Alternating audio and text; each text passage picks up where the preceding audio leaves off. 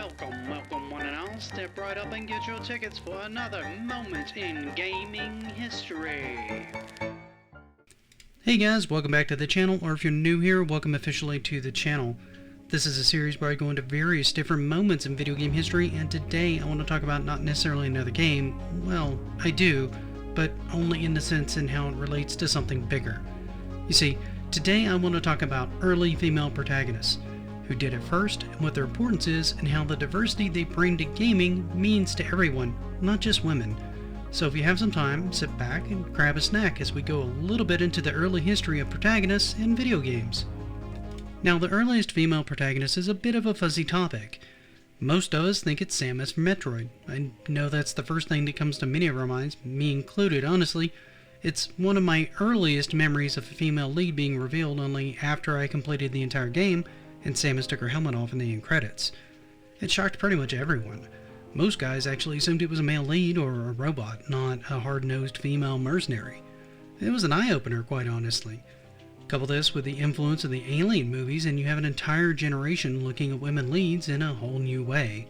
However, there's an issue with this. Samus wasn't exactly the first female protagonist. I know, many of you are looking at me like I just grew two heads, and if I'm fair, there are times it actually feels that way to me too. But Samus wasn't the first, and if she wasn't, who was? What was that game like? Well, let's look at a few games, and you can tell me what you think is the most legitimate. Our first potential game may or may not make sense to you. This game came in hot on the heels of Pac-Man, adding new variations that made the gameplay feel rather fresh and new, and that's Ladybug.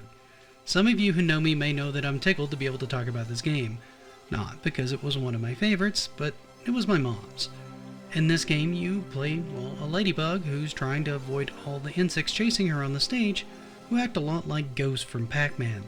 While doing this, you try to eat up all the flowers that basically look like pellets that you eat in Pac-Man. So, it's a Pac-Man clone, you say? Well, not really.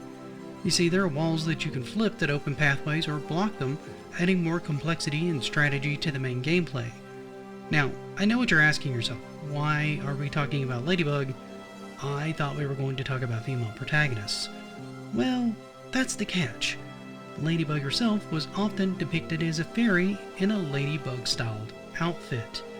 Now, this is kind of a loose theory and possibly just meant to indicate that ladybugs are all, well, ladies, which is not really accurate, but with that said, we do have another game I want to go into as a potential contender.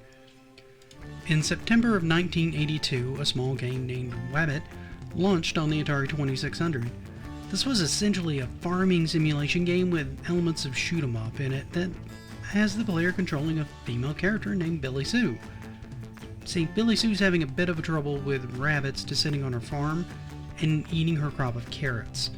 In order to ward off the rabbits, the player must help her throw rotten eggs at them before they can take off the crops. The player earns points by hitting the rabbits, and they earn points by getting away with the crops. If the player reaches 1300 in score before the rabbits reach 100, the player wins. Each time the player's score hits a multiple of 100, the rabbit score is lowered. This whole game got suggested by fans writing in letters suggesting the premise, thinking it would be a male protagonist.